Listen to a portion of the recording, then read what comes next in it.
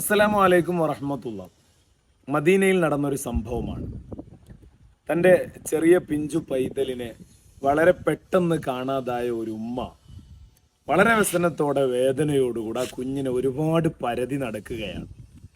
ഒരുപാട് പരതി നടന്നു. ഇന്നത്തെ കാലം പോലെയല്ലല്ലോ, സംവിധാനങ്ങളില്ല.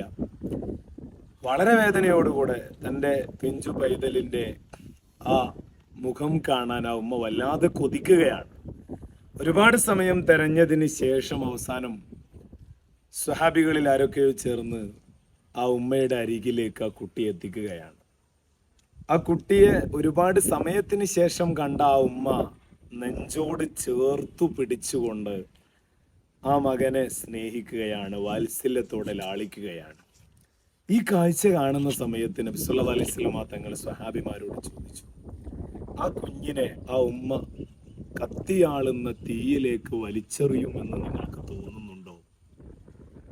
സഹാബിമാർ വളരെ പെട്ടെന്ന് മറുപടി പറഞ്ഞു, ഒരിക്കലും ഇല്ല നബിയെ.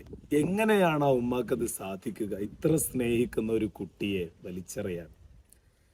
മുത്ത് റസൂലുള്ളാഹി സ്വല്ലല്ലാഹു അലൈഹി വസല്ലമ തങ്ങൾ പറയാണ്, എന്നാൽ പ്രിയപ്പെട്ട സ്വഹാബ, ആ കുഞ്ഞിനോട് ആ ഉമ്മാക്കുള്ള വാത്സല്യത്തെക്കാൾ നമ്മളെ സൃഷ്ടിച്ച റബ്ബിന് നമ്മളോട് സ്നേഹമാണ്, നമ്മളോട് വാത്സല്യമാണ്, അലിവാണ് എന്ന് റസൂലുള്ളാഹി സ്വല്ലല്ലാഹു അലൈഹി വസല്ലമ തങ്ങൾ പറയാണ്. നമ്മളെ സ്നേഹിക്കുന്ന റബ്ബിനെ നമ്മൾ തിരിച്ചറിയണം. ആ റബ്ബിന് വേണ്ടി ഹൃദയമറിഞ്ഞുകൊണ്ട് ആരാധനകൾ സമർപ്പിക്കണം.